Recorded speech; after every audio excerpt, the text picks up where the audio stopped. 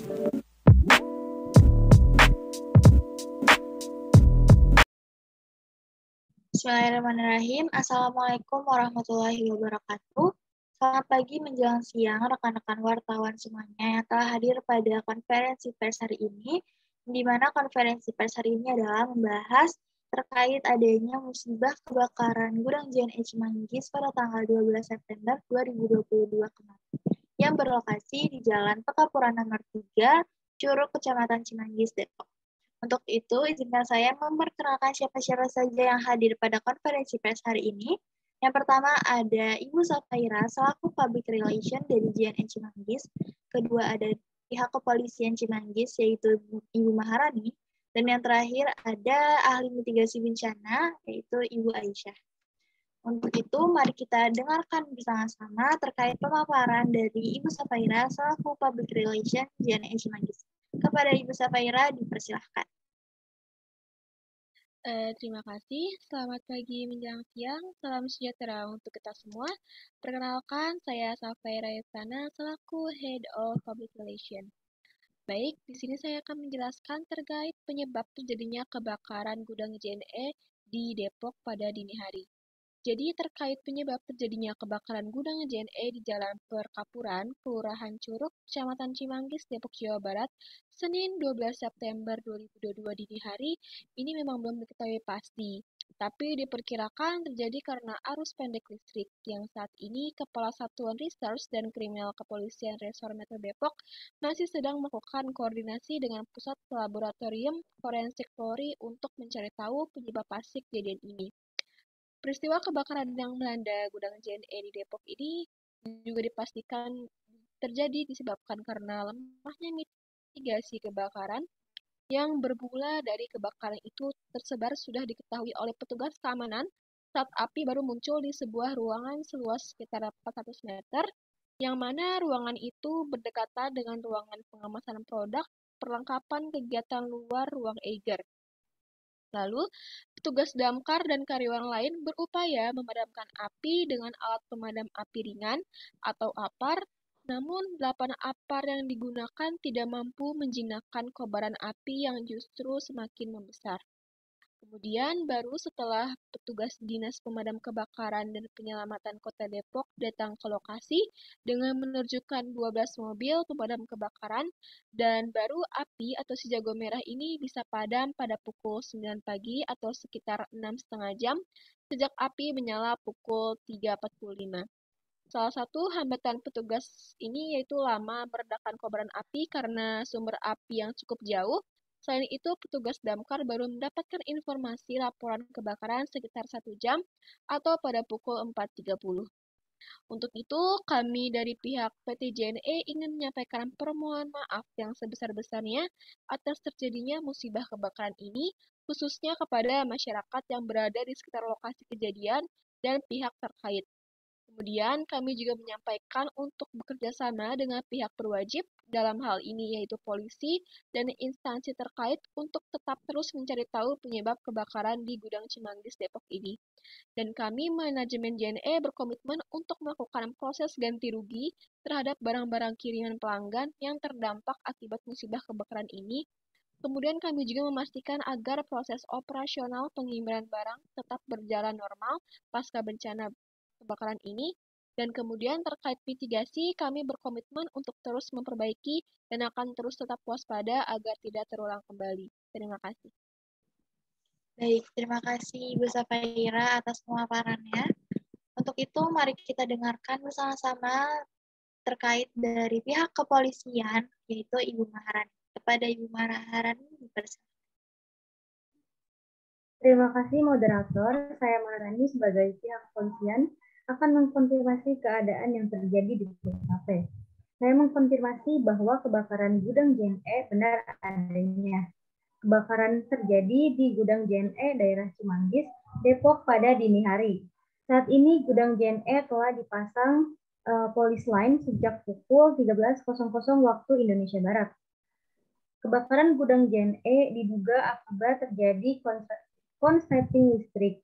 Kebakaran awalnya kecil saja dari sisi barat gudang yang kemudian dengan cepat menyambar ke daerah-daerah lainnya dan hampir 100% bagian gudang terbakar habis. Dari tim forensik kepolisian akan memastikan bahwa kami dari kepolisian hanya memadamkan api. Dan semua warga sudah kami amankan dan sudah dipastikan tidak ada korban jiwa dalam insiden tersebut. Jika ada informasi dari warga yang mengatakan hal lain atau sebaliknya, itu belum bisa dipegang untuk dijadikan fakta. Dan dari saya kembalikan kepada moderator. Baik, terima kasih kepada pihak kepolisian yaitu Ibu Maharani.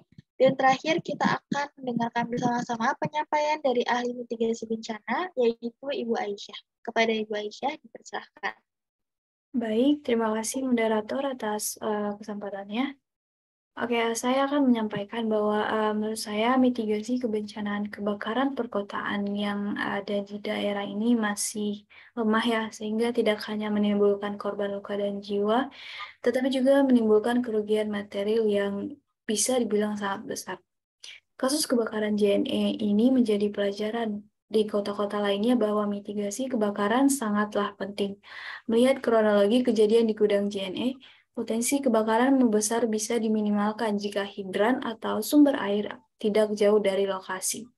Setiap perusahaan, baik perkantoran, pabrik, dan pergudangan dalam pengurusan izin usaha atau bangunan seharusnya sudah ada kelengkapan mitigasi kebakaran seperti APAR, hidran, dan sensor pendeteksi asap atau api. Selain itu, keberadaan pos damkar ini belum banyak diterapkan di kota-kota Indonesia, terutama di kawasan padat penduduk. Selain itu, dalam pelayanan ketika terjadi kebakaran, petugas damkar harusnya sudah mengetahui pemetaan kawasan, termasuk keterjangkauan sumber air. Nah, idealnya itu jalur hidran ini sejalan dengan kebutuhan air bersih. Dapat dikatakan satu aliran pipa bisa untuk satu aliran bersih dan hidran. Masalah ketiadaan hidran ini memperlihatkan bahwa saluran kebutuhan air bersih di kota khususnya di negara kita Indonesia ini belum tersedia atau belum terfasilitasi dengan merata. Seperti contoh yaitu di Jakarta Utara jika terjadi kebakaran, petugas akan sangat susah mencari sumber air di luar aliran kali. Lemahnya mitigasi bencana juga terlihat dari ketidaktahuan atau minimnya informasi nomor-nomor penting jika terjadi bencana, seperti contohnya bencana kebakaran, masalah listrik, dan banyak bencana lainnya. Banyak masyarakat yang tidak tahu harus melaporkan kepada siapa. Hal ini terjadi karena masih kurangnya pengetahuan umum terkait nomor-nomor penting itu. Nah, oleh karena itu, perlu sosialisasi masif. Bisa jadi saat kebakaran di tengah kepanikan, petugas dan karyawan JNE kebingungan dan tidak tahu untuk mencari nomor penting untuk segera dihubungi, sehingga kejadian petugas damkar baru datang sejam setelah situasi darurat tersebut. Seperti antisipasi dasar terkait keselamatan dan keamanan kerja, cara menggunakan hidran dan lainnya. Tak kalah penting, pengawasan atau pemeriksaan rutin instalasi listrik haruslah diawasi. Banyak kasus kebakaran diduga bermula dari masalah hubungan pendek arus listrik. Maka dari itu, pemeliharaan dan pelatihan mitigasi bencana pada tiap-tiap perusahaan agar kedepannya tidak terjadi lagi kejadian seperti ini.